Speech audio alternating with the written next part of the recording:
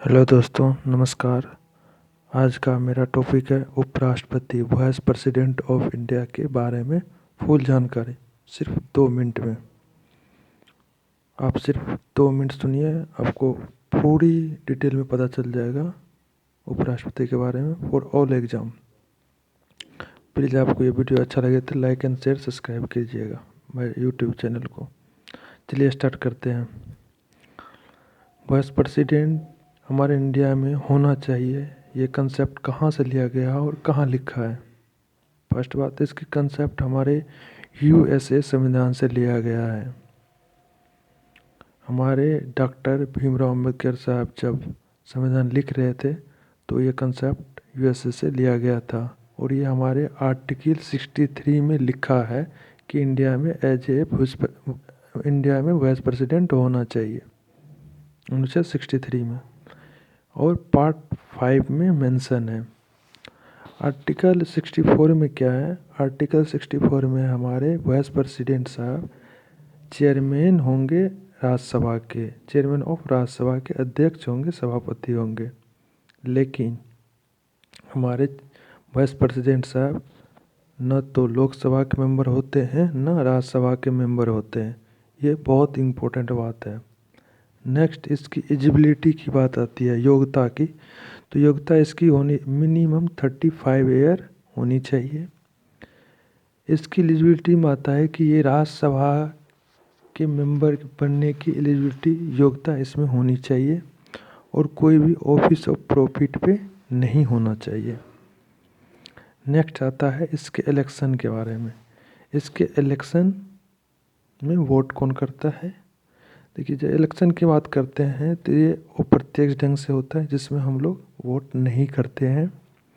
इसमें all MP vote डालते हैं, जिसको और हम लोग बोल सकते हैं all member of Lok Sabha and Rajya Sabha. ये रिजाइन किसको देता है? ये प्रेसिडेंट ऑफ इंडिया को रिजाइन देते हैं, और अगर प्रेसिडेंट साहब रिजाइन देता है तो वो भी वाइस प्रेसिडेंट को देता है। दोनों अल्टरनेट है, प्रेसिडेंट वाइस प्रेसिडेंट को, वाइस प्रेसिडेंट प्रेसिडेंट को। इसकी टाइम पीरियड कितने दिन की होती है? काम समय कितने दिन की होती है? इसकी समय 5 ईयर की होती है। इसकी पोस्ट वैकेंट कब होता है, मतलब इसकी पोस्ट खाली कब कब होता है?